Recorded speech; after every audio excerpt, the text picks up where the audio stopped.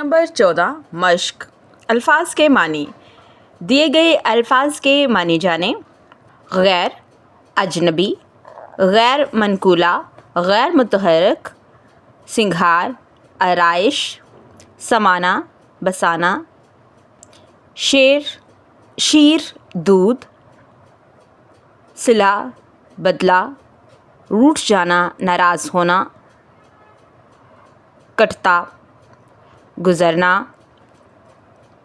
ہستی، زندگی، ٹھس گئے، جو اپنی جگہ سے نہ ہلے، باران، بارش، جوائے شیر، مشکل یا ناممکن کام، کھسکتی، ہٹ جاتی، پہروں، دن کا چوتھا حصہ، اعتبار، بھروسہ، یقین، گنجائش، جگہ، نادان، بیوقوف، پالا، واسطہ. آپ کیا سمجھے؟ سوال نمبر 2. درست الفاظ لگا کر مصرعے مکمل کریں. انہی سے پوچھتا ہوں میں، سفر کرتے ہیں جو بس میں، یہ اکثر بیٹھنے والوں کے دھکوں سے کھسکتی ہے، ذرا سے ایک پنچر سے بگڑتی ہے سنگھار اس کا، نہیں رہتی نالوں کے نکلنے کی بھی کوئی گنجائش. پڑھا ہوگا بسوں میں آپ کو ایسوں سے پالا. سوال نمبر 3. دیے گئے سوالات کے جوابات لکھیں. نظم میں کس سواری میں سفر کرنے کا ذکر ہے؟ نظم میں بس میں سفر کرنے کا ذکر ہے. چند گھڑیوں کا سفر کیسے کٹتا ہے؟ چند گھڑیوں کا سفر پہروں گھنٹوں میں کٹتا ہے. بس میں کون کیسے سماتا ہے؟ بس میں لوگ بہت تنگ اور ٹھس کے یعنی کہ بہت مشکل سے سماتے ہیں. نظم میں کن معاشرتی مسائل کا ذکر کیا گیا ہے؟ نظم میں پبلک ٹرانسپورٹ کی کمی، بسوں کی اوور لوڈنگ، گاڑیوں کے نقصان، ناقص حالت اور مسافروں کے ساتھ ناروا سلوک کا ذکر کیا گیا ہے. شاعر نے بس میں سفر کے دوران پیش آنے والی صورتحال کو دلچسپ انداز میں پیش کیا ہے. کیا آپ نے کبھی بھی بس میں سفر کے دوران ایسا محسوس کیا ہے؟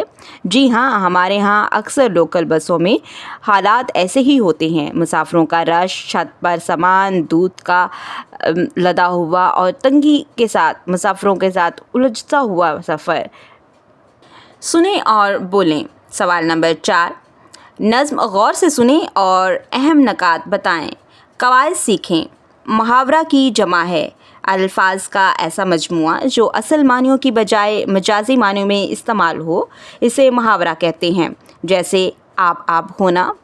محاورے کے الفاظ میں کسی قسم کی تبدیلی نہیں کی جا سکتی، یہ اہل زبان کی بول چال کے مطابق ہوتا ہے.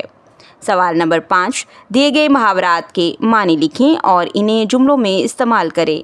ہاک چھاننا، بال بچنا. ہاک چھاننا، بہت تلاش کرنا. اسلم نے نوکری کی تلاش میں پورے شہر کو ہاک چھانی. بال بچنا، مشکل سے بچنا. کار حادثے میں ڈرائیور بار بچا.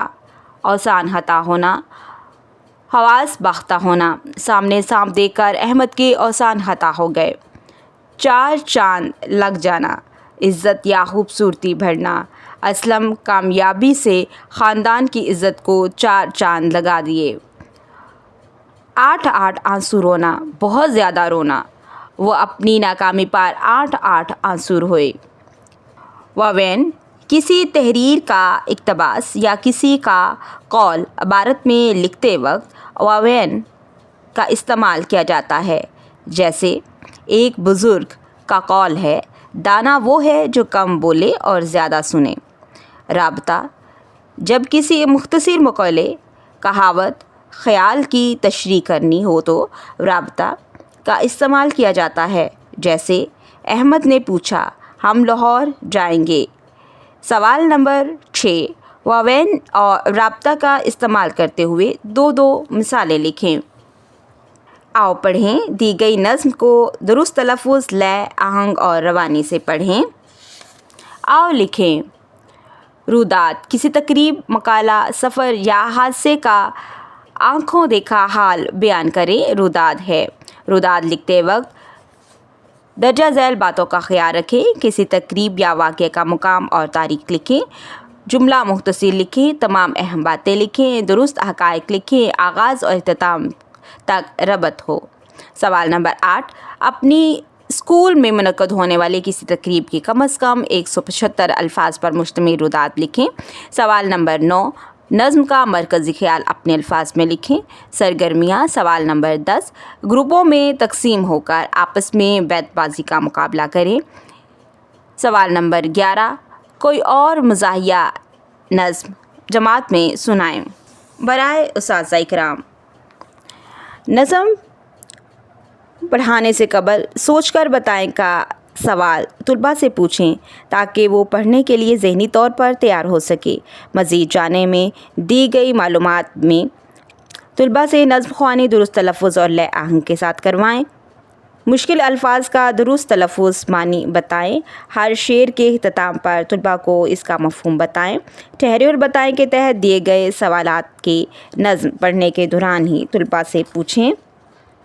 नज़्म से मुतल्लिक़ तुलबा के फ़हम का जायज़ा लिया जा सके। तलबा को नज़्म का मरकज़ी ख़याल लिखने में मदद करें। सरगर्मियों के हल करने के लिए तुलबा को मदद फ़राहम करें। उम्मीद करती हूँ आपने आज की इस वीडियो से बहुत कुछ सीखा होगा। मज़ीद सीखने और जानने के लिए हमारे साथ रहिएगा। मिलते हैं अगली वीडियो में, तब तक के लिए खुदा हाफिज़।